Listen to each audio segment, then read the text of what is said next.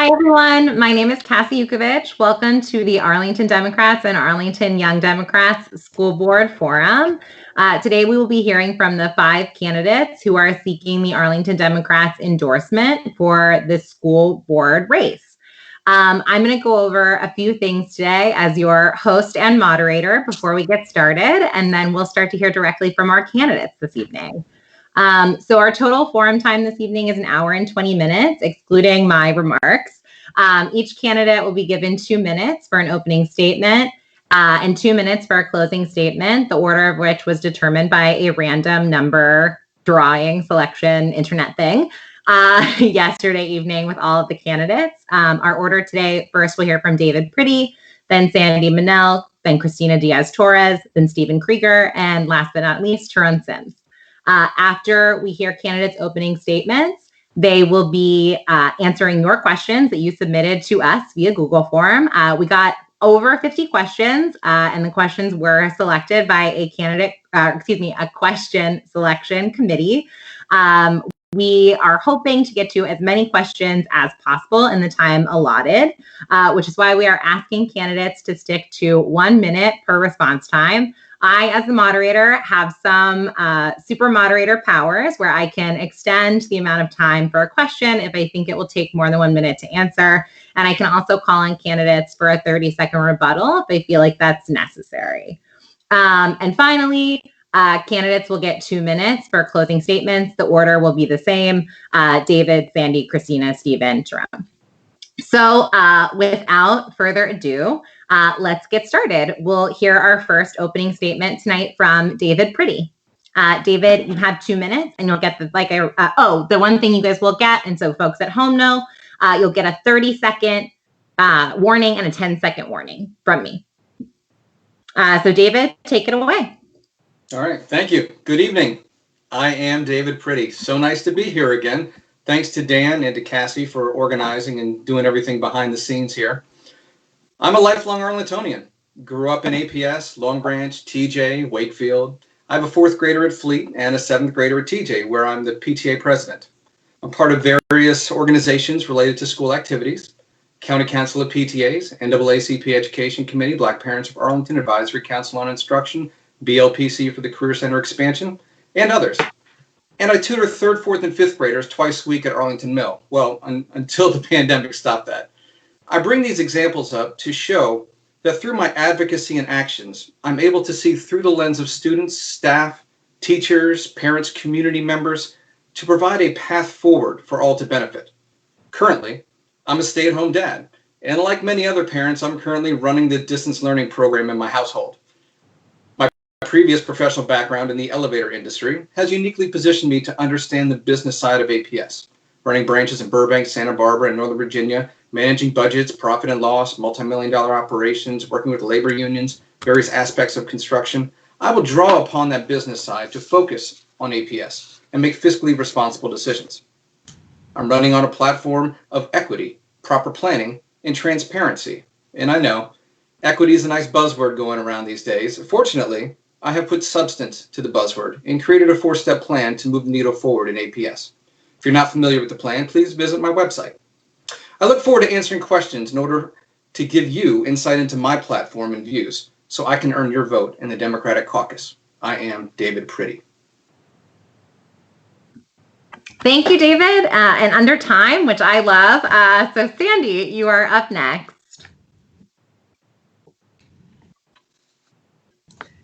Good evening. I'm Sandy Monell, and I'm running for the school board. Arlington has great schools. They are highly regarded throughout the state. They're ranked nationally in the country. Most of our high school students will take at least one AP and IB course before graduation. Our on-time graduation rate exceeds the state's year after year. But we are not without our challenges. Our school population is growing. Many schools have reached or exceeded their capacity. Class sizes have grown. Support services like special education and social services have not kept pace with the population growth. Testing mandates have often distracted from instructional time and focus. And now this pandemic, which is causing us to educate our children and serve our families in new ways on an unexpected scale. These are complicated problems. We have plenty smart people on the school board, but the school board lacks the insights that emerge from a career like mine of working every day with students, faculty, and administration. I believe it's time to elect an experienced educator to the Arlington County School Board. Experience matters because when we propose to use the old Ed Center to add 600 seats to WNL, I understand the questions in classroom scheduling, student movement, and just the size of the existing cafeteria, which make that proposal much more challenging than it sounds. Experience matters when a new teacher professional development initiative is introduced for EL or social emotional strategies, and now virtual and distance learning strategies.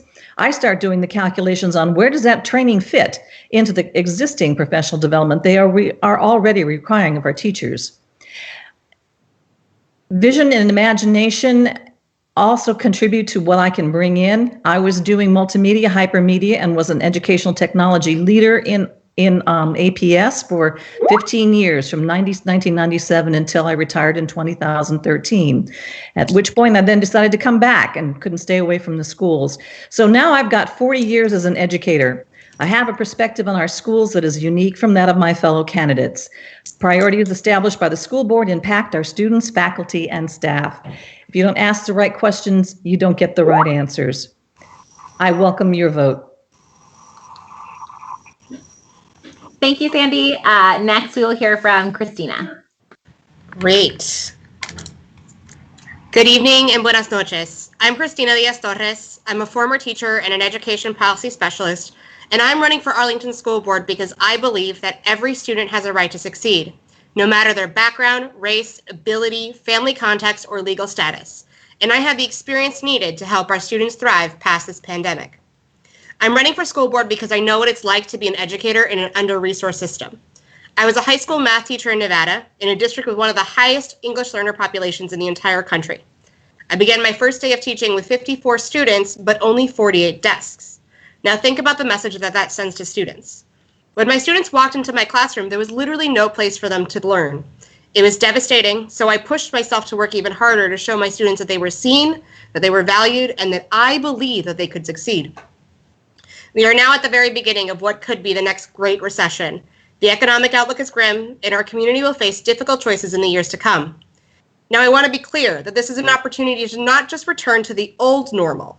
COVID-19 did not suddenly create inequities in our system. Instead, it brought to the forefront something we already knew. The previous state was not equitable to begin with.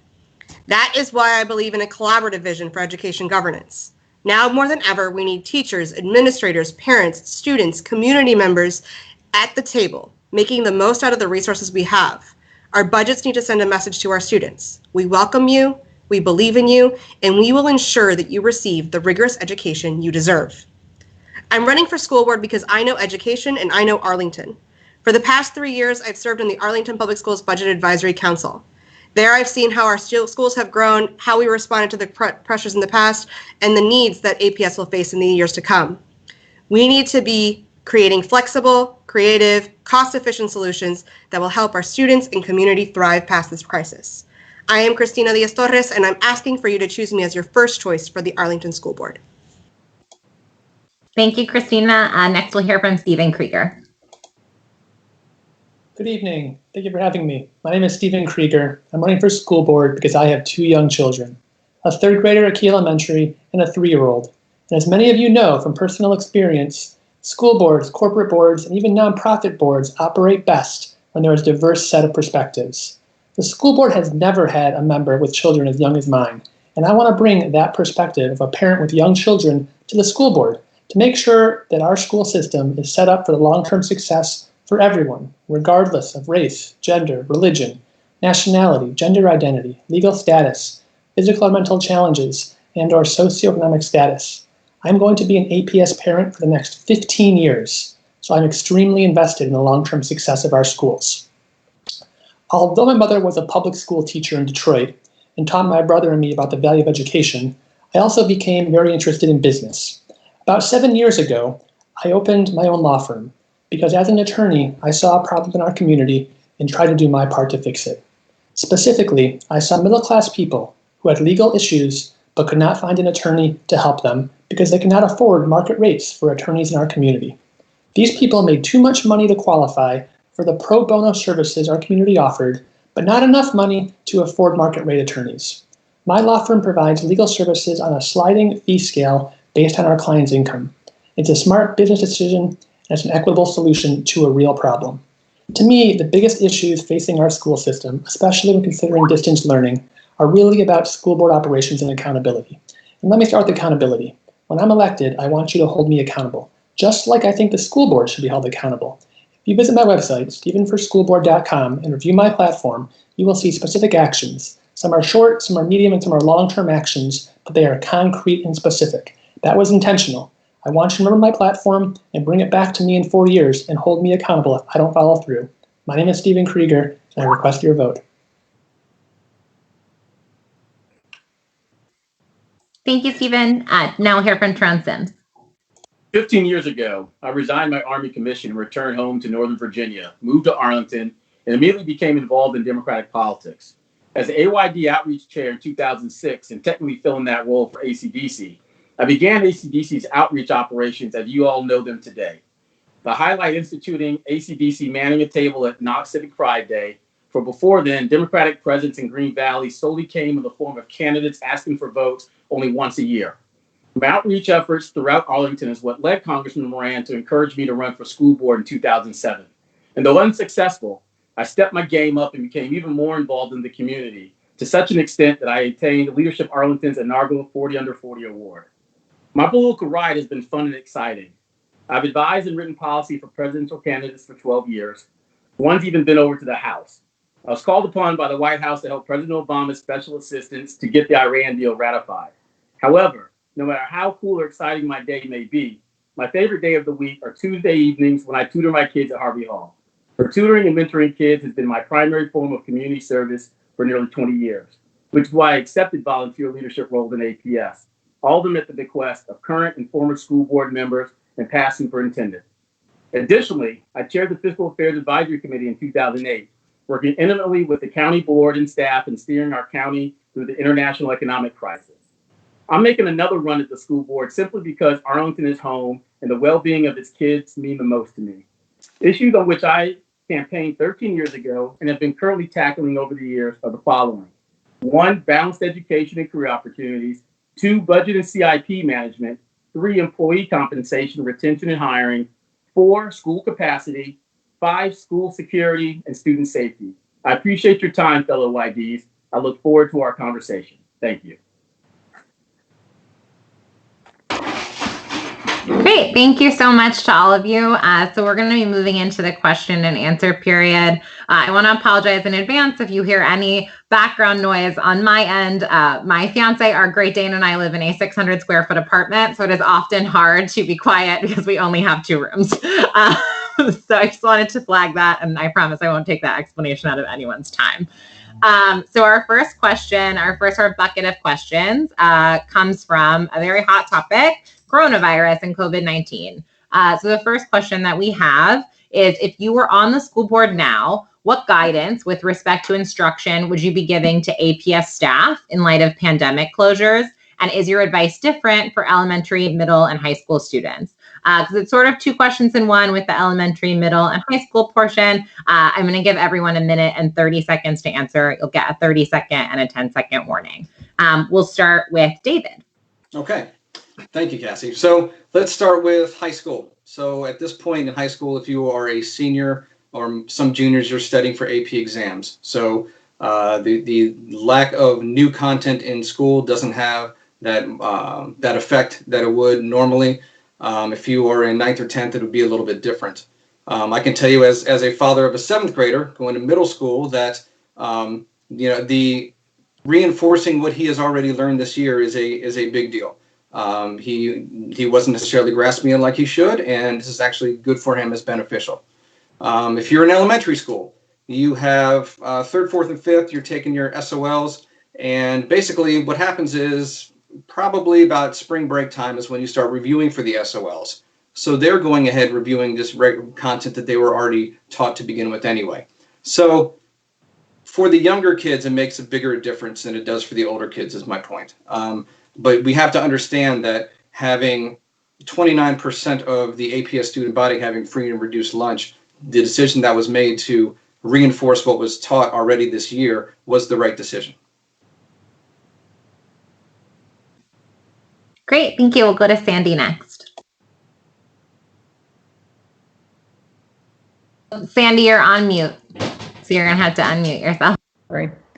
I concur with the decision made by the senior staff to go in this direction, not to have new material introduced. As been noted, we are going to find the inequities around this county are going to severely show us where we are lacking in the support for the kids who would have to work on their own. We don't know how many kids are working jobs. We don't know how many kids are babysitting younger siblings. We don't know how good their connectivity is. So I don't believe that this is a good time for us to be worrying about new content when we could actually be leaving a lot of people behind. Also, teachers are not prepared right now to deliver good content. You can't pivot, in 2 weeks and all of a sudden become a good online teacher. It takes time and training to learn how to deliver content in that medium. So I would not recommend us to be moving too quickly, and I wouldn't put too much pressure on the kids. I'm delighted. I've been watching from afar. My granddaughter has learned to ride a bike. That's a great lifelong skill. My grandson learned how to tie his shoes. That's a really good lifelong skill. So I think we have moved in the right direction. And relative to what's happening around the country, I think we are actually where everybody else is at. Thanks, Sandy. Christina? I also support the decision made by APS to not introduce new concepts this year for a lot of the reasons that already been articulated, but also because it gives teachers a very rare opportunity to do spiral reviews. So when you are in the classroom, you are constantly pushing on a timeline. You have a set number of days, you have a set number of concepts that you need to teach, and there's a very limited amount of time to go back and really make sure that those core foundational concepts are very solid. And so just like the example that David gave of his students, of his children, this is a great opportunity for us to ensure that our kids really understand those power standards. The other thing is that this is a great opportunity for our teachers to figure out how they're going to deliver instruction in the fall. There's a big possibility that we are not going to be going back to in-person schooling in the fall, depending on what coronavirus looks like and what the state of the emergency is. And so taking the time now to figure out what works, how can we connect with all students, how can we deliver instruction when we get to the fall where we actually need to deliver new instruction is absolutely critical. Great, thank you. Stephen. Hey, great question. Thank you for asking it. So as the Washington Post says on the headline of the newspaper on the website every day, democracy dies in darkness. And the first step to fixing a problem is admitting that you have a problem. I'm not terribly bothered by the decision to not provide new instruction. What I'm bothered by is the lack of justification or explanation. APS has a problem.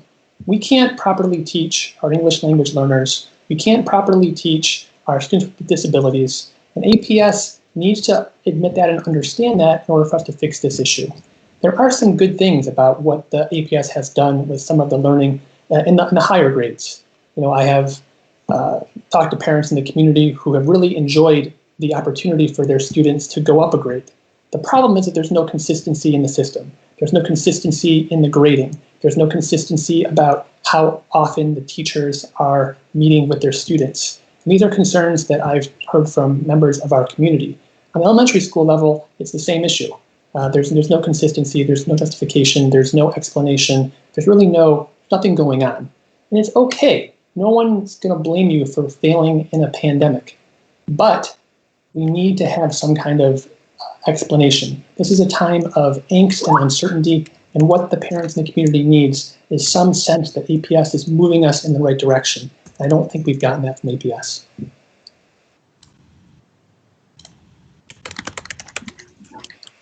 Okay, thanks everyone. So now we'll start with Sandy and move down. So Sandy, our next question is, what are your plans, if any, for continuing to feed families through the lunch program? Tyrone needed to answer. Oh, I'm sorry, Tron. I apologize. I already had a check mark next to your name. I suck. Okay. It's okay. I can email you the response I gave before. You want to speed this up some. It's okay. Tron, please. I apologize. Yeah, no worries. So, COVID-19 created an interesting set of circumstances for every school system in our country and brought to light a lot of disparities that most were not aware. For those who aren't aware, obviously, I guess in this case, our primary audience is the AYD. So you guys, even, those who may be involved in the schools aren't as entrenched as some of us may be. There's been a serious disconnect between instruction and technology for some time. For myriad reasons that we don't have to go into. And what COVID-19 brought a light to is the fact that these realities are real. And now that we're in a situation as such that we don't have the capacity to provide quality education to all our kids, and nor do all of our teachers have the ability in this environment to educate our students. And so if I weren't a candidate right now, as soon as Governor Northam had began speaking about schools closing down and APS and Prince William in our regional schools were trying to figure out what was going on, I definitely would have picked up the phone and called some of my friends in the school board and senior APS staff on attempting to figure out a solution with respect to utilizing this time to figure out the way forward for the next school year. Because for those who may not be aware, the state of Maryland's already coming to that reality that they may not start school in the traditional manner. And so I want to ensure that our students both are able to receive a quality education if we're functioning in this technological environment, but also just as important that our teachers have the capacity and ability to provide said education. Thank you. Thank you so much. So our next question starts with Sandy for real this time. And their question is, if you were currently on the school board, what would your plans be for continuing to feed families through the school lunch program if the pandemic continues into the fall of next year? If you have a minute to answer, you'll get a 30-second warning. I will tell you that I have recently read that there's already been an agreement with the, I can't remember the name of the board that does this, whether it's the Department of Agriculture or which one it is that works with the schools, that has already agreed to extend the food into the summer. So I don't think there's going to be a worry for our community, and it's been very well established. We're already feeding over 18,000 families right now. So I think we have this is a community value, and I think we are supporting that value.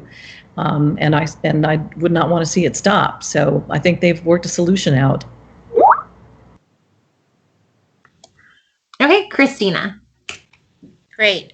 I would do three big things. First of all, I would expand the options for pickup to more geographical locations, make sure that we're serving all of our students across the county. We now have, I believe it's 7 or 9 locations, but expanding that to as many schools as possible, especially as we go into the fall. The second thing that I would encourage the board to do is apply for the U.S. Department of Education innovation dollars that just came out. I believe the notice for application came out yesterday, and this is the set-aside funding that was available federally that is particularly for localities that have been most affected by COVID-19. And as the county within the Commonwealth that has the most cases of COVID-19, I think we can make a very strong case that we should be eligible for those dollars. And then finally, I would tap into the local community resources that are popping up and that exist right now. We do have a collaborative to fight child hunger between the county board and the school board. So really beefing up those efforts to make sure that we're aligning and coherent with our service providing. Great. Thank you so much. Stephen. Yeah, I mean, I think APS needs to continue expanding to other schools. Now we're at 7 schools, Barrett, Campbell, Drew, Kenmore, Randolph, Hoffman, Boston, and Key. But there's no reason why we couldn't have similar programs at other schools across the county to make sure that all of our families can really get to the food. But having the food is nice. No one can get to it. Doesn't really do any good. So that's one thing that APS should start to continue to do and continue to expand. Another thing that APS should do is continue to work with the local businesses.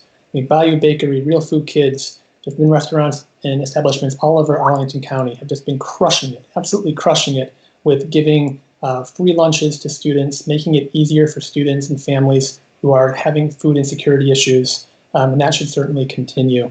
And the last thing that I would say that APS should really do is start promoting and make it easier for the teachers at Yorktown who are doing the gift card program to get those cards out. They raised a ton of money, hundreds of thousands of dollars, and they ran into red tape with distributing it, and that really shouldn't happen. Thank you. Sharon. So there's already a plan in place, and there are definitely community citizens like Abby Raphael who are working to help fill some of those disparities and gaps in providing food to families. I think the biggest issue we need to work, I was over at Drew that Friday before spring break, where they had made an announcement that they were going to provide 5 days worth of food for families. And up until that day, families didn't have a problem getting food, and the lines were not long. But that day, every school ran out of food. And when I was there, say what you want, but there were obviously families who were there who did not need the food. So there's got to be some type of marketing, promotion program, lack of a better word, to explain to our citizens, like, guys, those who need the food need to be allowed to get the food and be empowered to get the food. And those who don't need it need to either volunteer or stay home. Thanks. David? Yes, so we should continue to plan to provide meals for the students. Now, it's under USDA guidelines, so we have to follow those. And we do have a walkability model, which is the reason why it's the close proximity to that we have now. So they will identify other sites, and they are working on that. I have received some questions from parents throughout the county about whether we could do it on buses, and we received some confirmation yesterday through the CCPTA that we do not have the bus model, so we are not going to do it that way. So just in case anybody was wondering on that. Interesting to note is that we mentioned food from the community, and I was on a call from CIPRO, the Columbia Pike Revitalization Organization, the other day, where they were talking about AFAC, and AFAC normally has about 110,000 pounds of donations, and most they get is from the grocery stores. And when COVID happened, they went to almost zero, and now they're back up to about 90,000. So we have a good way of getting into that's the community help, which is what we need to do to spur on and help out everybody in this pandemic. Thank you. Okay, so that's all 5 of you have answered. So we're going to move on to our next question. And it's a bit long, but the preface is a bit long, but you'll have a minute to answer. So students who cannot access online continuous learning now were not able to access online instruction prior to the COVID-19 crisis. How will you ensure that students do not continue to be overlooked and disadvantaged with regards to high-speed internet access after the crisis has ended? So we will start with Christina. You have 1 minute, and I'll give you a 30-second and a 10-second warning. Great. So this has been a persistent issue across APS. Even though we do have one-to-one devices in grades 3 through 12, the device is essentially useless if you take it home and you cannot connect to the internet, or if you're trying to connect to public Wi-Fi and it's not connecting to public Wi-Fi. This is why we need to do as much as we possibly can to be creative with ensuring that students have access to Wi-Fi at home that has the bandwidth necessary to be able to do whatever type of instruction we choose. If we choose to do synchronous learning, so if kids are learning with their teachers on a live Microsoft Teams call, they need to have a lot of bandwidth to be able to do that. So we need to figure that out. There are a couple of ways of doing this. We have in the current budget proposal that was voted on by the school board, there's a proposal to provide MiFis to a number of families who need them. I think we need to expand upon that, use any federal dollars that are going to be coming in to make sure that we are building the technological resources necessary to support our kids, and also partnering with the providers to see how they can help beef up our network. Great. Thank you so much. Stephen. Thank you. We need to really reevaluate our technology budget as a whole at APS. As everyone knows, we have the one-to-one devices for students in grades 3 through 12. It doesn't address the students in K through 2, and it doesn't really deal with the students who already have devices. My family, the families of the other candidates who have children, and even the candidates who don't have children, they don't need devices. We already have devices. One of the things that was cut from the most revised budget was an option for people to opt out of mail-in paper documents, like report cards, like packets. There should be something very similar for the one-to-one technology program so that families like mine and other families can opt out of this one-to-one program. That money could be reallocated to MiFi devices or other access to internet programs that could help the community. My understanding is that the MiFi devices have been distributed, but there are schools like Key who've been requesting them, and as of last week has received exactly 0. Thank you. Tyrone? So the majority of the kids who I've been mentoring and tutoring since 2006 deal with this issue regularly. And when I tutor them, the first thing we knock out is math. And then if they have something they have to do on the computer, we make sure they get that knocked out because we know once they get home, they're not going to be able to do it. There's short-term and long-term things we can do in this from this perspective. Fortunately, APS and Arlington County government have good relationships with HC and APA. So it's incumbent upon us to work those relationships to see what we can do about either increasing or providing Wi-Fi to those buildings free of charge to those families. The second piece is working with both our Richmond and our legations to see what legislation we can get passed that can provide Wi-Fi to families in need, because we can only do so much for the families who live in apartments, but for those families who have not, who live in single family homes, we have to figure out a situation for them, because Wi-Fi is like electricity and water now, right? Everyone ought to have it. Everyone needs to have it to be successful in life. So we got to ensure that we provide that for them. Thank you.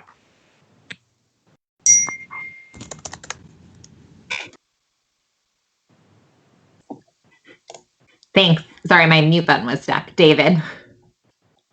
Yes, so we have the ability to figure out who needs the MiFi devices and who doesn't. So if you go to, I know that from as PTA President TJ, we know that. I know that I have regular calls with the principal there. I know as a PTA member at Fleet that we have had those discussions with the parents. We actually went to the principal and asked if we could pool our own money together for those MiFi hotspots, and we were told that we can't do that.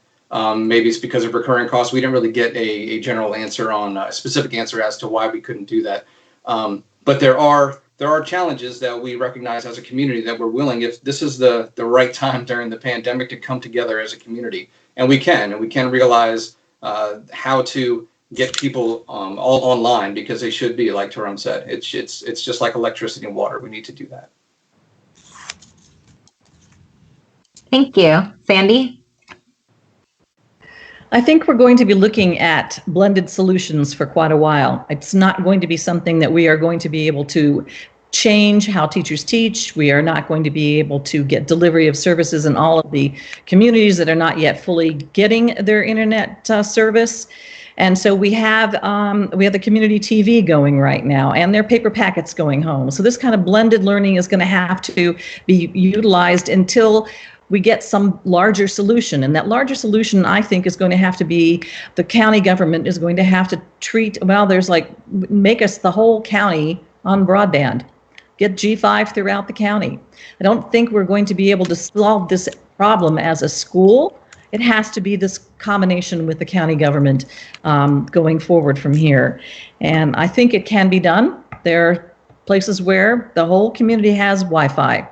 And I'm talking about little communities that have Wi-Fi, so you can be anywhere and connect. So I think that is going to be a long-term solution, and we'll probably need it, unfortunately. Thank you so much. So we're going to move on to our next question. We're going to move away a little bit from coronavirus and start to talk about principles of equity. Each of you have made equity a pillar of your campaign platform. Please tell us what equity initiatives you would support that are not already being done and have not been mentioned by any of the other candidates. The questioner was very insistent that you be specific, So I am going to also insist that you be specific. We'll have 1 minute. You'll get a 30-second warning. And Stephen, you will be starting this question round. Great, thank you. So the specific answer is that we need to go back and amend our 2018 to 2024 strategic plan to put back in benchmarks and indicators so that we can actually measure what we're doing. For some reason, when the 2018 to 2024 strategic plan was passed, we thought it was a good idea to remove all of the indicators and benchmarks. How can we possibly rely on data and track our progress and determine if the programs that we are running are actually making a difference if there's no indicators or benchmarks in strategic plans? So right now we've got a system that results in a lower percentage of minority students enrolling in high-level classes, a higher number of minority students classified as special needs, and comparatively more severe punishments and discipline for students of color and students with disabilities. And specifically with students with disabilities, who make up approximately 19% of the total population, if you include IEPs and 504s, make up 42% of our suspensions. The fact that we're not continuing to measure these things in our strategic plans is embarrassing. And so one thing that we should do is go back and amend that strategic plan to include some benchmarks and indicators. Thank you. It was exactly 1 minute. Sharon. So as chair of the Superintendent's Advisory Committee to eliminate the achievement gap, which is now equity and excellence, we were the ones who had those benchmarks and metrics put into the strategic plan, which were removed by the former assistant superintendent instruction, because metrics are needed in order to do what needs to be done. I look at equity in two facets: one, hiring, and one, budgeting. Right. So hiring, simply put, is ensuring that we are hiring principals and teachers who value every student in their classroom and believe that every child, no matter their culture, their socioeconomic background, has belief that they have the ability to learn. The second is the budget. Our budget process needs to be fixed. I don't have long enough to explain why, but as Jim Moran used to say, you know how your elected leaders care about the issues you care about by looking at how they appropriate. And right now, the budget does not align with what we as Arlingtonians state are our core values, and one of those being equity in education. Thank you. David. Yes, thank you. So this is something that's been specific for me. I've had a 4-point plan for a long time now. So if you go to my website, you will see it. But first, in no particular order, the first piece is you have to recruit and hire teachers that represent the diversity of the student population. And when I say that, I don't just mean black and brown. I mean that if you go into last year at the SEPTA Awards, they gave an award to a teacher who taught her kids with dyslexia and was a mentor to them because she had dyslexia. So it's not just black and brown. It's also disabilities as well. So recruit teachers that hire the diversity of the population. Now, also, we need cultural competence training, and that's not just for students and staff, and that's for everybody, including third-party vendors, because what you have to do if you want equity is you need to make a culture change and have it shift so that it's an attitude change as well. So everybody that sets forth on an APS campus should know exactly what to expect and what APS expects of them. Number 3 is the CDEIO, the Chief Diversity, Equity, and Inclusion Officer, which is a new position. Needs to have some substance and have some power, and not just be a check the box kind of position. I'm sorry, so we're at time. Oh, so I'm going to stop you. No, it's harder to be doing it online. So Sandy, you are up next, and you have 1 minute. You'll get a 30-second and 10-second reminder.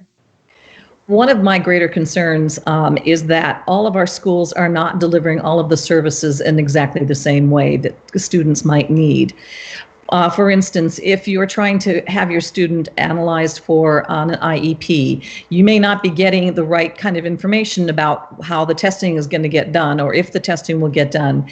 You won't necessarily be treated in the same way at one school, and another school is doing it somewhat differently. I have a friend who has a student with Down syndrome. His student is now not going to his neighborhood middle school because that middle school didn't want to take him except to put him in life skills. So he checked around with another middle school and they said, come on in, we'll take you. And so that child is not going to his home-based school. That's the kind of inequity that I think has to be changed. And that means that all of our schools need to adhere to the same kind of platform. Here are our tools. These are the tools we need. And we need to make sure that all kids have access to them. And that you don't hear stories, and I think this has caused mistrust. And I'm sorry, I'm going to have to stop you as well. So we're at the 1 minute mark. Christina, you are up next. Right. There are two big factors here. It comes down to money and it comes down to mindset. On the money factor, we need to have a very serious conversation about our planning factors. For those of you who might be less familiar with the way that school budgets work, our planning factors allocate staffing and resources based on the number of students, the demographics of students, and the needs of students. And right now, our planning factors are not edited in a public, transparent process. We do not get to talk about what we value as a community as part of that process. They are updated via formula. So we need to make sure that they include the needs of all of our students, especially our students, our English learners, and our students with disabilities, who are the ones that need the most attention to right now. The second part is mindset. I personally ascribe to an equity by design lens, and I would encourage more APS staff members and leaders to ascribe by that kind of a lens, where we work to make sure that we are designing at the margins, we are making the invisible visible, and we are working towards the future. It's that kind of a belief in that all students can succeed that will get us across this finish line. Thank you so much. So fear not, we have several more questions in this vein. I know that you guys have a lot to say about this, but we have several more questions coming your way. So our next question is targeted at the K through 5 level specifically. What policies would you propose to ensure that children from low-income families have an equal opportunity to succeed in the classroom, especially at the K through 5 level? So we will start with Jerome. It's a great question. Without repeating myself too much from the previous question, to me it goes back again to the hiring and the resourcing slash budgeting for our schools. We have teachers who don't believe that every kid can succeed. The last APS survey that went out to faculty and staff, I think it was like three some years ago, over 60% of teachers stated that they didn't feel they were part of the process of eliminating achievement gap, however you would define that, which to me really breaks my heart, because what that means is that every teacher doesn't truly believe that every child has the capacity to learn. So that we have to fix.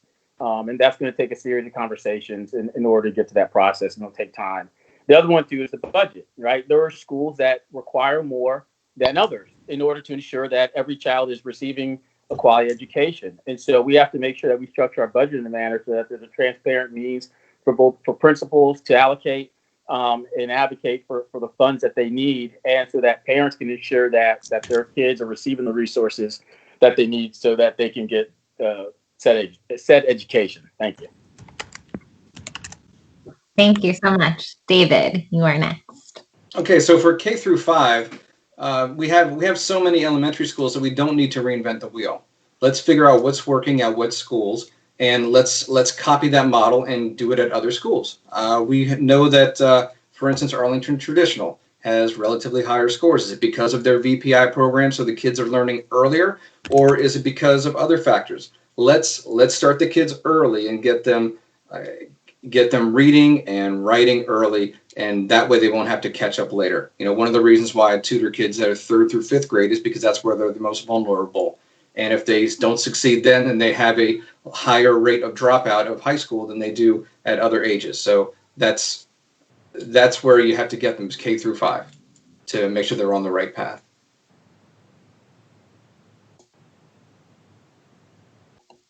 Great. Sorry, no, Sandy, you are up next. Thank you.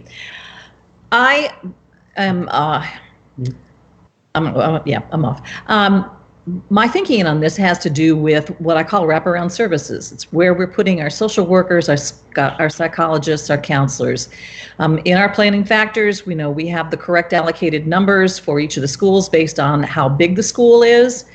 But that is not necessarily the answer for how we need to take care of the kids in those schools. So where we have one elementary school that may have 700 kids and 2 counselors, we have one small elementary school whose children are going to come back from this experience with COVID much more traumatized than the ones in this other school that has 2 counselors. So we can move counselors to where we need to move them.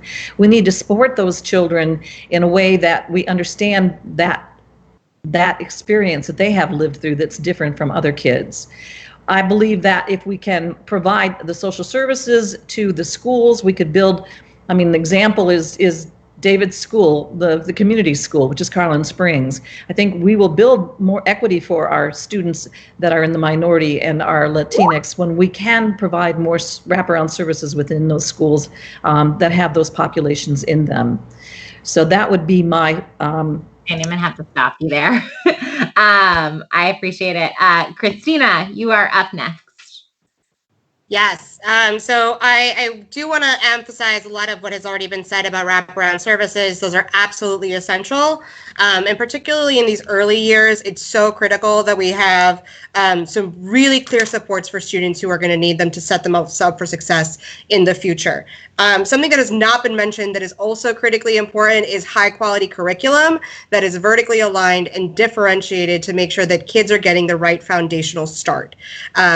Right now, we have curriculum that varies. We have, in mathematics alone, we work with 9 different publishers between K and 12. I'm not sure what the number is in K through 5 off the top of my head, but the fact that we have all of these relationships with different curricular materials means that we're not vertically aligned. And so we're not setting our kids up for success. And so I strongly believe that we need to take a good look at our materials, make sure that we are actually setting our kids up for success with the materials that we're starting off from, so that our teachers can then do the great job that they do in educating our kids using those materials. Great. Thank you. Stephen. Thank you. We've heard a lot of great answers talking about wraparound services, replicating programs, making sure the staffing is correct, making sure you've got strong core curriculum. And those things all need to happen, and I would certainly agree with my fellow candidates in all those regards. I'm going to spend just a few seconds talking about the staffing issues. You know, we can't be in a situation where we are staffing our schools based on size. In order for it to be equitable, it really needs to be based on need. You know, there shouldn't be situations where we've got one particular counselor, or social worker, or psychologist, or gifted teacher, or whatever the case might be for schools just based on the number of students. It needs to be more. It needs to be more about what the students need and what the schools need. Because equity, as we all know, is a way that we can raise everybody up. And so we can't do that if we're providing things on a linear basis. It really needs to be school by school, student by student.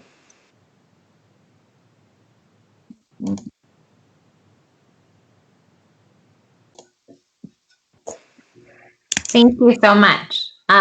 So our next question comes from a young Democrat by definition. They are a recent graduate of Arlington High School and Arlington High School, and they will graduate college this year.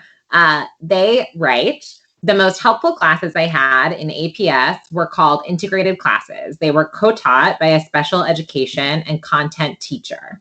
I worry that not enough students have the opportunity to learn in this way. And I wonder about your position on offering more and encouraging more students to enroll in integrated classes. David, we are back to the top and we're starting with you. You have a minute, you'll get a 30-second and a 10-second warning in the chat box. All right, thank you. So integrated classes I see as inclusion, and inclusion should happen in all of APS schools. When it comes to high school, there are I've heard from at some meetings about kids who have disabilities who aren't allowed into intensified classes, and that is a staffing issue. Is what the overall message has been. But what the solution is that if we had everybody that knew about the classes, and we would have enough kids so that we could staff it. So what it is openly talking about how we're going to have inclusion. And if you can do that and change the attitudes of people that way, it's a far more reaching way to learn than without it. And also, if you have the management plan, the principal's management plan, if you can amend that to include inclusion, then you will be able to measure it and see how you are doing. Great, thank you. Sandy, you are up next. David pretty mentioned now the school management plan. And in fact, there needs to be a line on inclusion in everybody's school management plan across the entire board. The school management plan identifies what administrator and what counselors, et cetera, are responsible for the achievement of a particular standard that has been established. In this case, we'll say inclusion. Inclusion develops empathy for the students all around. And I think all of our schools need to be more warm and welcoming to everybody. And that has to be something that's driven from the top down. And all of the administrators, all of our schools need to be brought in line with that. I find it interesting that co-teaching is mentioned because that's a tricky one. We don't have enough professional development for co-teaching right now. It is something that is more learned on the job than is actually brought through professional development. I hope that changes soon. I would put my money behind that as part of our solution with our special education program. Thank you. Great, thank you. Christina, you are up next. Yeah. So I want to tell everyone a story. When I was a teacher, my second and third year of teaching, I co-taught geometry, regular geometry, and honors geometry. And that was by far my favorite year of teaching because I had that co-teacher in my room for part of my day. Having a co-teacher in my room as a colleague, as a collaborator, as a co-instructor in the classroom just gives you so much more flexibility as a professional. You get to build off of each other. You get to work together. We got to co-plan, and it was really wonderful. And I'm a huge proponent of co-teaching models, especially when they're done in a high-quality way. Sandy is right, though. Our planning factors do not currently allow for that, and we do not currently have the training to be able to implement that. So I would be a huge proponent of expanding that training and incorporating that in a conversation about our planning factors. Thank you. Stephen, you are up next. Thank you. I mean, APS has to develop a consistent and high-quality special education program in every school in order to sort of further close opportunity gaps and prepare students with disabilities for post-secondary success. In terms of the educational improvement for these students, there are several ways that can be done. One of them, was co-teaching, and we mentioned that a little bit earlier. The co-teaching isn't happening enough, especially with world languages, and it's very difficult for many special education students to succeed in language classes necessary for advanced diplomas without the additional teaching support. For instance, if you look at Yorktown, does not provide any co-taught intensified courses to students with disabilities. And so that's got to change. We need to start having the same sort of consistent system in all of the schools and not have some schools that have program X, Y, and Z based on principal discretion. It needs to be sort of the same across the board. You heard Sandy talk earlier about a neighbor of hers that was essentially told that this school doesn't want you here. This school can't handle you. We have to kind of get away from that. That's a horrible message to send, especially when we're spending $20,000 a student. Thank you so much. Tyrone. Yeah, I mean, if we're discussing integrated classroom inclusion, well, actually inclusion from the special education perspective, the biggest issue is the fact that there is no set structure or foundational basis for how APS functions with respect to each school. So every school does what they want to do.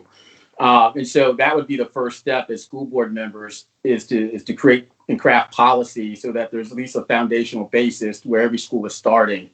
And so that if I move from where I live now and go to another school, at least I know that my child is going to get the foundational education that they would get. Now, if a principal wants to add on and improve upon that foundation, then that's great. But right now, there is no set standard. So that's the first step we're going to have to take. Thank you. Thank you. David, you got to answer that question, right? I want to make sure. Okay. My checkmark system is not foolproof. So our next question will be starting with Sandy. And it comes from another graduate of Arlington High School. Many students feel excluded from the chance to take AP and IB courses due to disability, lack of prior knowledge, or competing time constraints like having full-time jobs. Would you move to democratize or eliminate AP and IB programs, which by definition only serve a few students? So we will start with Sandy. You'll have a minute to answer. That is a tough question. That's a very interesting question to get, too. No, I would never get rid of AP and IB. In fact, Dr. Smith, who was our former superintendent of schools before Dr. Murphy, he insisted to all of the principals that you will try to get 100% of your students into an AP and an IB class.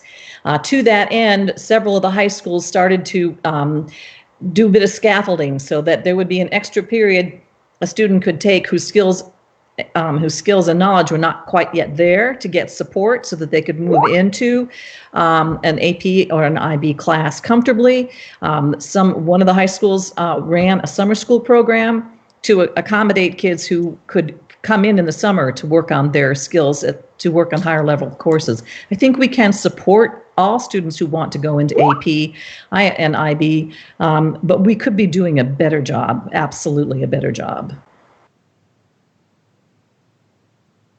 Okay, Christina, you are up next. I'm going to answer that forthright. I do not support eliminating AP and IB, but I do support the idea of increasing the access, particularly for students who have not traditionally been able to access those courses.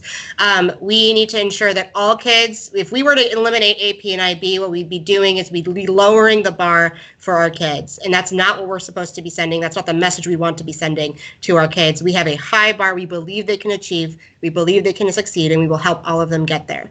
Instead, what I would support is introducing something like a support model. There's a great organization called Equal Opportunity Schools that does excellent work with Title I schools across the country, ensuring that students who might not traditionally get access to an AP and an IB course are starting to talk about that AP and IB course as early as 6th or 7th grade. They're getting themselves ready. They're having the conversation about what they need to do now in order to make sure that they are ready for that coursework in advance. And we might not be able to get EOS to come in and do this with us, but we could model after their best practice and bring that kind of support to APS. Thank you. Stephen, you are up next. Thank you. So I wouldn't support cutting AP courses, but in my conversations with high school students, they've told me that they are feeling a tremendous amount of stress to take as many AP courses as they can. Students have told me that they're taking 7, 8, 9, 10 AP courses, not because they're interested in the material or because they think they're going to pass the AP exam. Many of them aren't even taking the AP exam because they know they're not learning the material. They simply want to get that 5.0 out of 4.0 GPA to make their college applications look better. I would be supportive of putting a cap in the district on the number of AP classes that students in high school could take. Let them be more well-rounded, free up their time, let them be children, let them be teenagers, have them enjoy life. Our students have reported that they're feeling extremely high levels of sadness and hopelessness for 2 or more consecutive weeks, between 23% and 37%, and that has to stop. And one way to stop is to reduce some of the pressure that they're experiencing from these AP courses. Thank you. Tyrone, you're next. So we could actually have a long conversation on this subject, but I can tell you that my stepdaughter, who's a rising junior at Yorktown, is stressed. So there's a balance to the AP and IB classes that kids can take. I definitely wouldn't get rid of them, but there's definitely a balance. And I can also say that having waded through this world of high school, there are some classes that are labeled as AP that aren't AP, but I don't knock the kids for taking advantage of taking that AP class and getting the extra point of their GPA. So it is what it is. But obviously there may need to be a overall look at our curriculum. I personally had to sword fight for some of the kids I tutored and mentored who were attempting to take classes that they were qualified to take, but their guidance counselors did not believe in them. And to me, that's not cool. The guidance counselors and teachers should be supporting their kids, especially those who are striving to better themselves, both from an education and from a future perspective. So, we definitely got to work with our guidance counselors to make sure they're not putting up unnecessary barriers to stop our children from doing better. Thank you. Great. Thank you. David. Yes, so I would not get rid of AP or IB classes as well. As growing up as an APS graduate, I took my fair share of AP classes. It definitely wasn't 7, 8, 9, or 10. It was more like 1 or 2, but I had mine there. And as for the IB, so I'm the president of TJ's middle school PTA, and we are an IB school. And I have spent the last, I guess now it's 1.5 years, almost 2 years, understanding the grading system and how IB is supposed to be graded. And I've worked closely with our IB coordinator to understand the grading system now. And I think that it actually, the way if it's implemented the correct way, it is actually better than what we have currently. So I would be in favor of keeping AP and IB programs. Great. So our next question is about community engagement. What would you do to improve community engagement and make sure that you're hearing the voices of everyone in our community? Christina, you are first on deck. You've got 1 minute. Great. This is my central platform point. I believe in a collaborative framework for education governance. I think that outcomes improve for students when everyone has a seat at the table, and they will be very excited to increase the community engagement that we are working on as APS. In my professional life, I engage in a lot of community engagement strategizing and implementation. We do a lot of empathy interviews and focus groups with students and parents and teachers and education systems leaders. So I'm very familiar with how to do this and how to do this well, and also how to bring the conversations and what we learn from these organic engagements, whether they're happening in a forum or they're happening just in a conversation at the grocery store, how to bring those insights to the table and make sure that they do not get lost in the shuffle. Just like the question alluded to, it is so important that everyone's voice is heard, and that is something that is foundational to the way that I operate and how I think about education governance. Thank you so much. Stephen. Sorry. Really, with the engagement process, APS has an extremely robust engagement process. There's emails that you can send to engage at. There's community sessions where you can go speak. There's committees and councils you can serve on. The problem with APS is that they don't really listen. I've spoken at school board meetings, and I can tell you that there's nothing worse than speaking to a group of people who have already made up their mind. While APS may be hearing our words and reading our emails and taking our feedback from these work sessions, there's a feeling that APS isn't really listening. And so to test my hypothesis, I went back and looked at the last 3 years of board votes from early 2020 to 2017.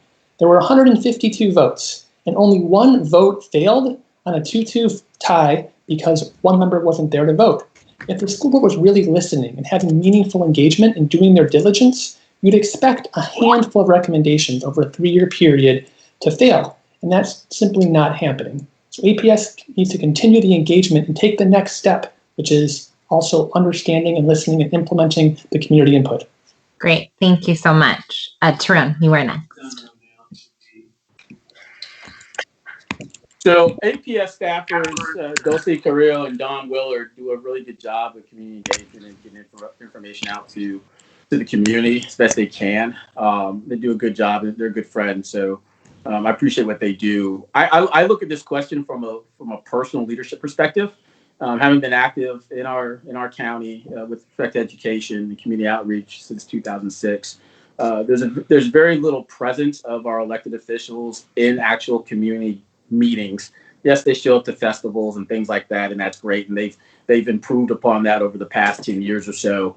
But respect to actually sitting in the room and just listening throughout the course of whether it's a PTA meeting or a civic association meeting, that's something I would do. I do it now, so it's already natural. Obviously, there are certain things I can and cannot do as a school board member, but I definitely would ensure that I do my best to maintain the contacts and relationships that I already have established and work to establish others so that I can maintain and stay in touch with the community as a whole. Great. Thank you. David. Yeah, so community engagement is a big deal because if anything, APS over communicates. And what I would like to see is just one form of communication. Now, you have the kids get Canvas and they have Naviance on there, Seesaw, Flipgrid. We have, as a parent, we have a parent view, but it's easier to look at your students through their student viewer, through their Canvas. We have all these systems to tools that we can use, and at some point it just gets to be white noise. So I would like to just have one form of communication, and whether it's that APS 5 for 5 that comes out every Friday, or maybe it is the Engage page. But let's consolidate this down so it's not as much white noise, and it doesn't feel like white noise when we're going through it. And that's what I would think about the community engagement piece. Is we have it, we just need to consolidate it so that we have one form and one voice. Great. Sandy. David left out Peach Jar. That's another form of sending home information. I think our community engagement is very, very robust. And I was on the BLPC for WNL. And we had so many forums with involved parents coming out to make sure that their voice was heard about how the school is going to be designed. Every BLPC has got activists who come around and want to participate as well. So I think we do try to draw in the community as much as possible. I think one of the things that I hear in the frustration is that people don't feel like they're being listened to. And I also think that it's smart for a school board member to get out in the community and attend the meetings.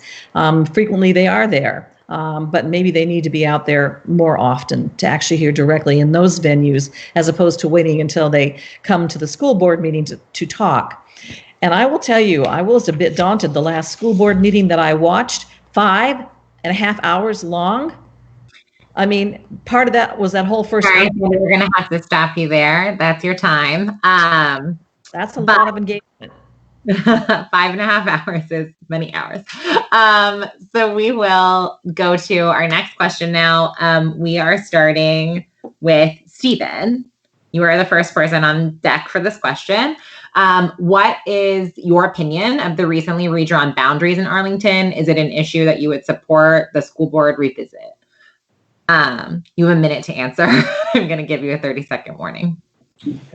Yeah, thank you for the question. So, I mean, as you know, the county elected to move the 3 schools that are redrawing boundaries in the very near future. Because the Reed School is opening up, they were moving, McKinley into Reed and ATS to McKinley and Key to ATS.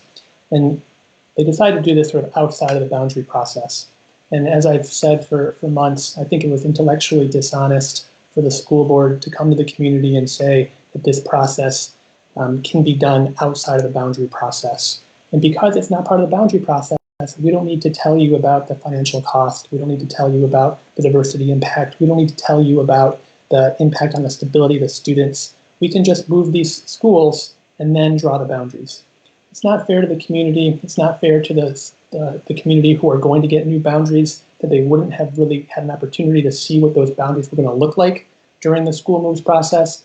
I've been the most outspoken candidate on this sort of boundary school moves issue, since it happened. I spoke at several board meetings against it. I sent a letter to the school board. It's not a genuine position. And if the school board is going to be teaching our students and representing education, they need to take positions that are intellectually honest and consistent with their own policies. In this case, they simply failed to do it. We're going to have to cut you off there. Tyrone, you are next up on the list.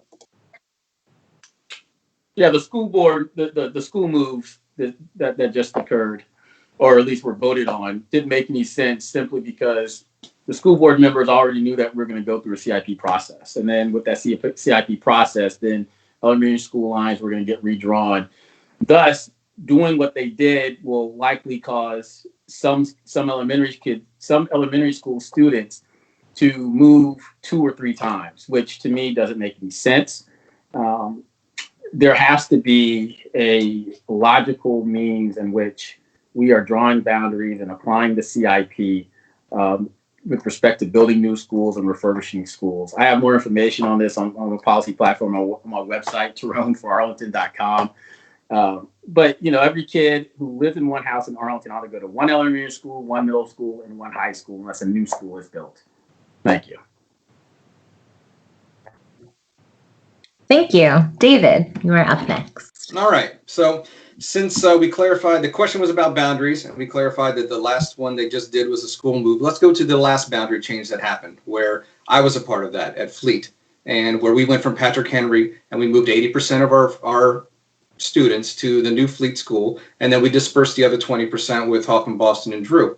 And that was a pretty big deal. When you split up communities, we split up our PTA, we split up the money for the PTA. We had to create new communities and new closeness. And a lot of the kids who had gone to school together, they had to create those new relationships. So I've lived it. And what it takes to get through it is it takes good leadership. It takes strong people to understand that, hey, this is how it's going to be, and you need to move forward. And as for the new boundary change that's coming up, the central office is working on that through the summer. They're scheduled to vote on that in December. So we will have a new boundary change by before any 5 of us take office. Thank you. Sandy. Boundaries, they are the worst. They are the worst when they have to change. Change is inevitable. Our population of students is increasing. Adjustments have to be made. Nobody's happy. That's the bottom line. Nobody's going to be happy with boundary changes. So hard decisions have to be made. What I am disappointed in is that it feels like the school board has lost the trust of the community, because the process of doing this seems to be sort of disconnected to the reality that we are going to move children. Even if we move programs, we're still going to have to move children around. So it's not a solution just to move the programs. So in my opinion, it should have been done in conjunction. You should have, if you're going to move the programs, explain why, and show us how then the boundary changes and moving those planning units actually have an impact on the community. And then we have a good solid way of knowing whether or not this is the right thing to be going in this direction. And I think we need to get the community's trust back. Unfortunately, none of us are going to be on that board when this happens. So we have to hope that they will be cognizant of this and move in this direction. Thank you. Christina, you are the last word on this question. Oh, Christina, you're on mute. Apologies. I turned myself on mute to make sure you couldn't hear the dog, but then I forgot to unmute myself. Like some of my colleagues have mentioned, this is going to be a fast-moving process this fall, and the previous conversations were certainly difficult and left no one feeling satisfied. As I've mentioned before, I believe in a collaborative framework for education governance where everyone gets an authentic voice at the table and is considered and treated equally, and that definitely did not happen this fall, and frankly did not happen with the previous boundary change. So I think this is an opportunity to change the way we are addressing boundary changes writ large. I don't mean to imply by saying that we need to collaborate that at any point we need to be unanimous in what the decision is.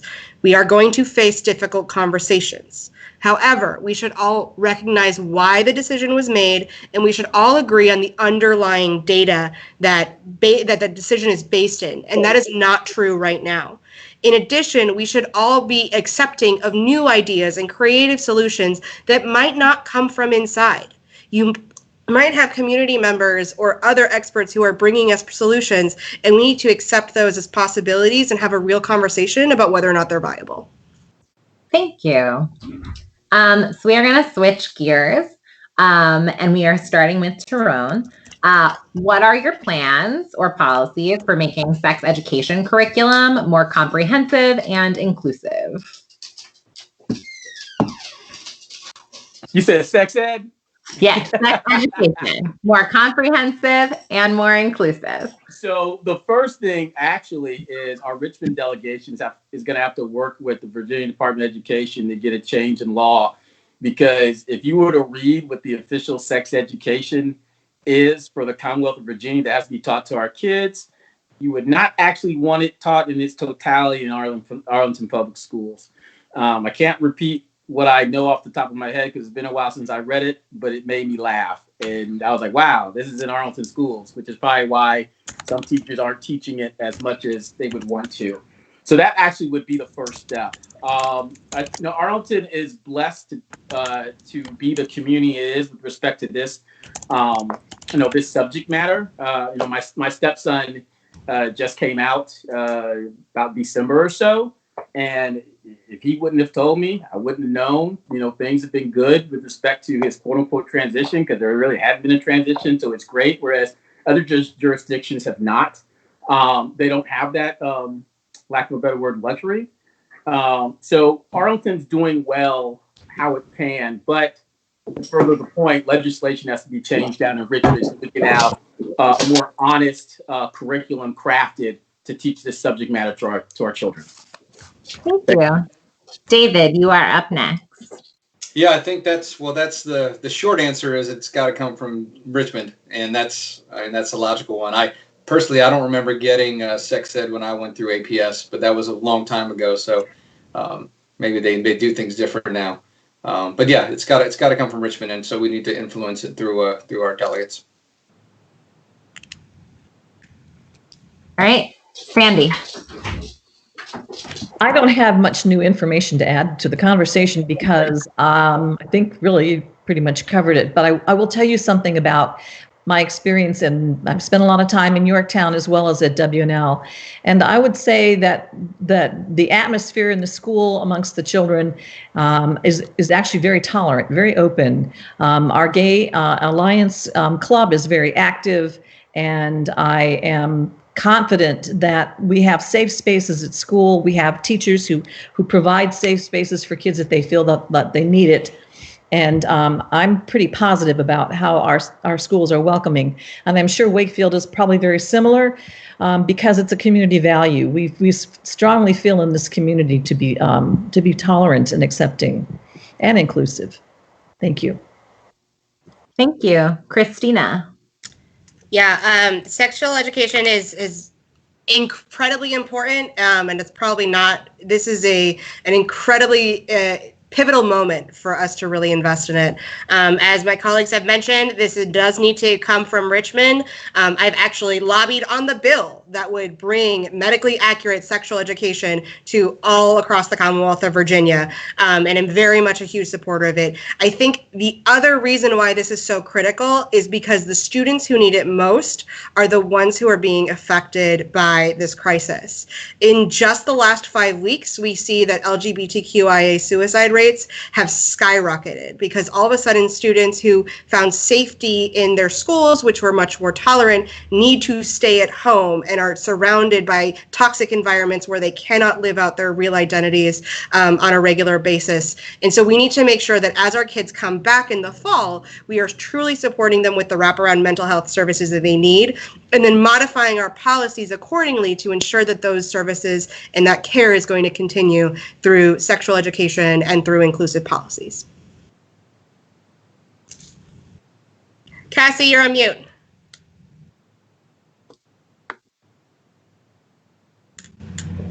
Well, that's good because I called on you again, Christina. So, Stephen, you are up.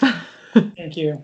I don't have a whole lot more to add than the other candidates have said. I mean, I will mention that the 2019 community report on the status of children, young and families produced by Arlington Partnership for Children, Youth, and Families had an incredibly shocking statistic that said 46% of female high school students experience sexual harassment on school property. And that I do either sexual education or family life training, but there needs to be something done so that the community understands that this is an issue and needs to be addressed. And whether it's done in sort of the sex ed courses, I remember when I was younger and back in grade school, we had them in middle school and in high school. Something needs to happen to make sure that these types of statistics get changed. And that's why my campaign is sort of focused on data, because you see stats like this, you say to yourself, what are we doing to change this? Thank you. So that takes us to our final question of the night. Again, you'll have 1 minute to answer. I'll give you a 30-second and 10-second warning. What are the 3 most important metrics that you will use to evaluate the effectiveness of the new APS superintendent? How will you determine whether or not this person has turned out to be a good fit for APS? So we are back at the top. So David, we will start with you. All right, so 3 metrics for the new superintendent. So I guess the first and foremost, make sure that they are fiscally responsible and that they are running a tight operational ship. That would be my number 1. My number 2 would be on the equity piece. How do we measure the equity piece? Is it in the principal management plans, and can we measure to it? Same thing, the equity piece and inclusion. Number 3, what are we doing with facilities? We have a opportunity now to be able to plan for the future. We have been given the green light by the county we used to have APS facilities here, county facilities there, and now we have the ability to actually talk to each other about those facilities and when we can use those. So we can put together a 10, 15-year plan that actually will make sense and will prove that we could project the enrollment and actually put the kids where they need to be. So those are my 3.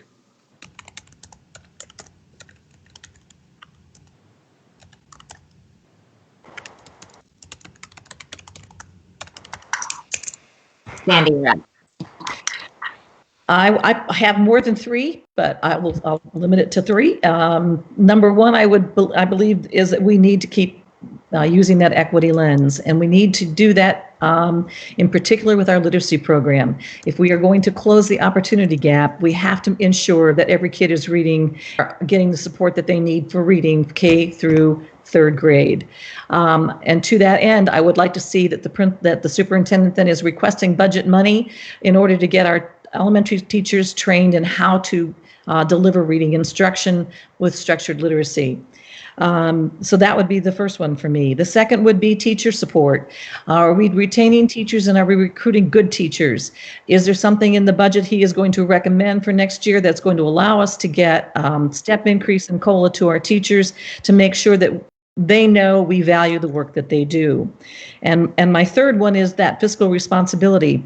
Those priorities, trying to get literacy into the program and having literacy coaches, having all teachers learn how to teach properly in reading is a budget line item that needs to get in there, also to get the teacher pay in there. So I want to see what else he would do with the budget in order to determine how we can move monies into those primary areas. Sandy, I'm going to have to stop you there. Tina, you are up. Great. So number 1, opportunity gaps in student achievement. Are all of our kids on grade level, no matter their background, their race, their color, their identity, their socioeconomic status, their ability level?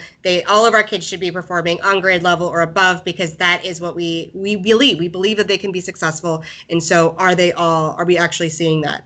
Number 2, our staff satisfaction and mindsets. To Sandy's point, we need to make sure that our staff are well cared for and that they are adopting the principles that we believe in and that we espouse. We need to make sure that they feel included, that they feel empowered, and that they feel supported.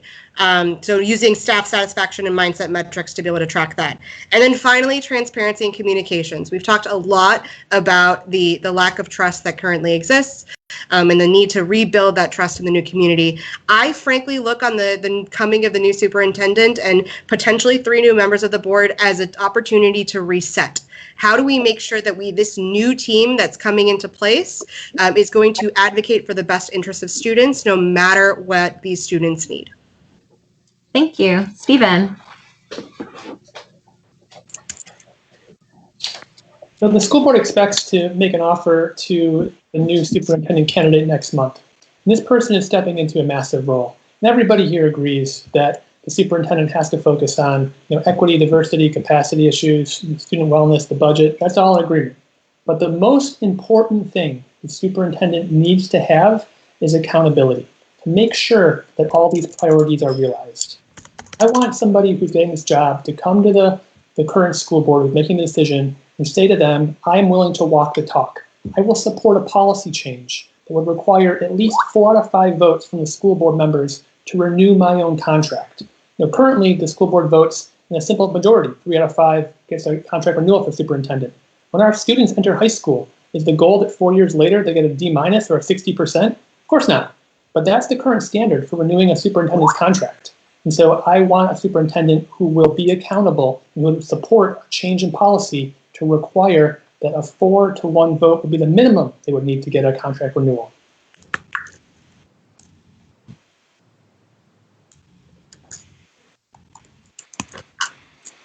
The most important thing for me with respect to a new superintendent, ensuring that she has the ability to connect and empathize with teachers and principals. That was part of the issue we had under the last superintendent, that there was a great chasm that existed, and morale decreased a great deal. And so the new superintendent is going to have to be able to come in and motivate those who are teaching our students and the staff that are supporting them and herself. The second piece, too, is the superintendent, because she's serving as the face of our school system, is going to have the ability and the drive and the desire, willingness to go out in the community and connect, not just with the community as a whole, so parents and communities and so forth, but also our business leaders as well, to bring in additional resources to APS to support our student and teacher population because of the budget issue that currently exists and will exist for at least the next 5 years. Respect to their role from a tangible perspective, obviously it's crafting a solid budget that provides quality education to all our students and probably supports our teachers and students in teachers and parents in educating our students. And then again, also back to the morale piece with teachers and principals, ensuring that we're retaining quality teachers and hiring quality Sharon, I'm sorry, I'm going to have to cut you off there. But we have closing statements, so you have an opportunity to keep going with that answer. So every candidate has 2 minutes for closing statements. We go in the same order that we did opening statements. We start with David. David, you have 2 minutes. All right, thank you. And I don't tend to go over, so I won't take 2 minutes, but thank you for the opportunity to be part of this event.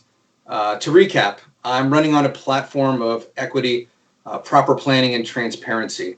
And I would love to talk offline about any of these points, so please reach out to me if you need any clarifications. I'm asking for your vote because I'm the right person who has a history with APS growing up in Arlington. With kids in middle school and elementary school, I have a perspective that no one else brings to the table.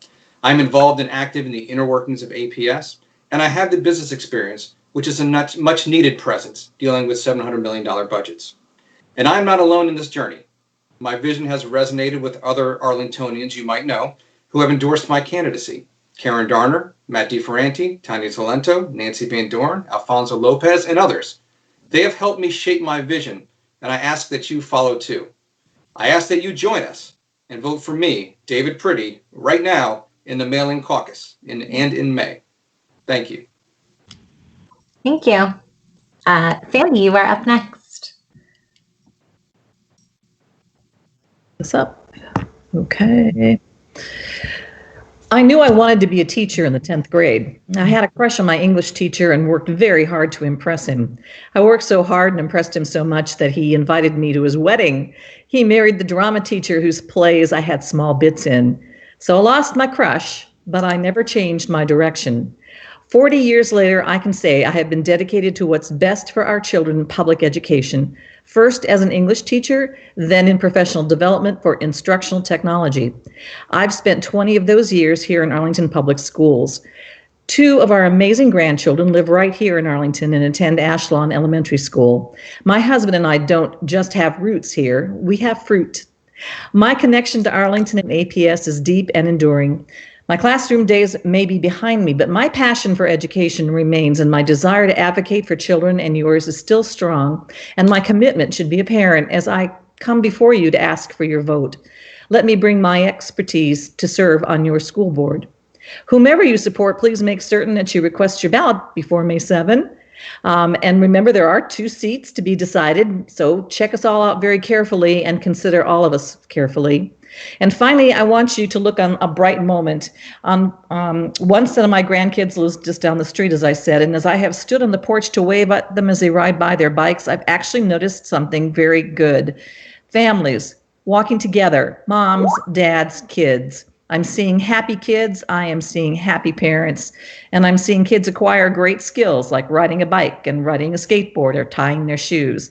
And I hope this is happening in your neighborhood too. Thank you for your time tonight. Please reach out to me if you have some more questions. I'd really enjoy talking. Thank you. Thank you. Christina. Great. Thank you so much for coming and joining us this evening on a live stream and for submitting such great questions. Ultimately, the decision about who you're going to vote for is a deeply personal one, but the fact that there are so many of you who are still watching this live stream for an hour and a half on a Tuesday evening during a pandemic says a lot about how much we believe in education here in Arlington, so thank you very much. I've always known that I wanted to live in a community that shares my values, where I could feel welcome and have a voice and have a positive impact on those around me. Arlington is that community. This is our home, and we want it to be the best that it can be for all of our students. And because of this pandemic, now more than ever, APS is at a crossroads. Will our community lean in with a united voice to address the unprecedented challenges that our students face, or will we revert back to the status quo when students need us? This is why I'm running for school board. I genuinely believe in a collaborative vision for education governance. I know that student outcomes improve when parents, teachers, caregivers, community leaders all work together to design systems based on good data in the best interest of students. I'm a former teacher and an education policy specialist, and every day I help other districts across the country come up with innovative solutions to big problems. That is the voice that I would bring to APS. I'm asking for you to choose me as your first choice for the Arlington School Board. I'm proud to have earned the endorsement of the Arlington Education Association, Run for Something, and many Arlington public servants, like Tanya Talento, Matt DiFerranti, Katie Crystal, Parisa Degani-Tafti, and many others. I'm so sorry that this pandemic has prevented us from having more opportunities to talk face-to-face, but I'm happy to connect with you online. Please check out my website at christinaforarlington.com or send me an email, christina@christinaforarlington.com, to set up a time to chat. Otherwise, please remember to request your ballot and return your ballot by May 30th. I am Cristina Diaz-Torres. Thank you again for your time tonight. Thank you. Sorry about that middle warning there. Stephen. Thank you for hosting, and thank you everybody for joining us on a Tuesday night. As you know, there are 2 open seats, so let me tell you what distinguishes me from the other candidates. In addition to being the only candidate who has owned and managed businesses so I could help manage and run APS, I have the youngest children of anyone running. So I've got skin in the game, got a 3rd grader and a 3-year-old, so I will be an APS parent for the next 15 years, and I'll make long-term decisions and have a long-term perspectives because my kids will be in APS the longest. I'm an attorney and litigator. The school board has had some issues following their own policies regarding the boundary change we discussed earlier, and many of you are aware of the DOJ consent order with APS last year due to APS's failure to properly teach and educate the English language known as Thomas Jefferson. You may not be aware that APS is currently failing to inform and train our bus drivers of the needs of students with disabilities who will eventually, post-pandemic, return to riding those buses. It's only a matter of time before an incident occurs on a bus with a driver who is not adequately trained, and the drivers are asking for training. They're just not getting it. This needs to be addressed. When the school board has to defend lawsuits, it takes money and resources away from student programming and resources. I'm focused on operations and accountability because I think the solutions to the most pressing issues facing APS are operations-based. But if you're focused on education policy or a different set of criteria when you are evaluating the candidates, that's totally fine. There are 2 seats. I ask that you please vote for me for one of them and then vote for somebody else who you think would be a good complement. And the reverse is true too. If you're leaning towards another candidate, I know my business and operations background would make me an excellent complementary candidate, and I've met and spoken with each of the other candidates, and I know that we will work well together. Thank you again for taking the time to join us tonight. My name is Stephen Krieger. I hope to earn one of your top 2 votes in support. Thank you so much. Thank you. Sharon. Yeah, to the YDs on the call, I really appreciate you guys being here. I was you guys. I get it. YDs are the backbone of our Democratic committee. You do all the hard work. Sometimes you don't get thanked, but a lot of times you do get thanked. And I just want to let you know and challenge you. You stick at it. You keep staying involved in the party, in the community. You know, eventually you'll get to a position where you're doing things that you're defining as super cool, man. That's just real. I began, being involved in the schools and youth advocacy long before I had children and long before I thought I was going to be married, right? So that should not hold you back if that is something that you have a passion for, just like just as I did back then, as I still do now. Again, I thank you for your time. I am proud to have earned the endorsements of both Senator Kane and State Senator Barbara Favola, as well as educators Dr. Taylor and Karen Donner, as well as many others. The issues we discussed were great ones. Obviously, our questions were brevet. And if you want to get more detail on my policy platforms, you can find them on TyroneForArlington.com. Again, I thank you for your time. All right. Well, that concludes tonight's candidate forum. My dog is playing with toys in the background, so you'll hear that while I give my closing remarks. But I want to say thank you so much to all 5 of you for participating. I know that campaigning during a pandemic is probably quite difficult, and we really appreciate all of the time that you have spent talking to your computers over the past few weeks, and as I'm sure you'll continue to do for the next several weeks. We do at the Arlington Dems and the Arlington Young Dems want to remind you to please request your ballot for the School Board Caucus by May 7th. The easiest and best way for you to do that is online. I am the Arlington Dems Communications Director, and you will be receiving several insistent reminders from me via email and social media in the days to come. But I do want to say thank you so much to our candidates. Again, as a former teacher, I very much appreciate everything that you've talked about. I could have gone on for many hours, as I imagine that you all could have as well, and apparently did earlier today. So I do want to say thank you. I love living in Arlington. One of the reasons I love living in Arlington is there are so many wonderful people who are willing to step up and do hard work. So thank you so much. And that concludes our candidate forum. One quick reminder, May 7th, request your ballot on or before May 7th. Thank you so much and have a great rest of your evening.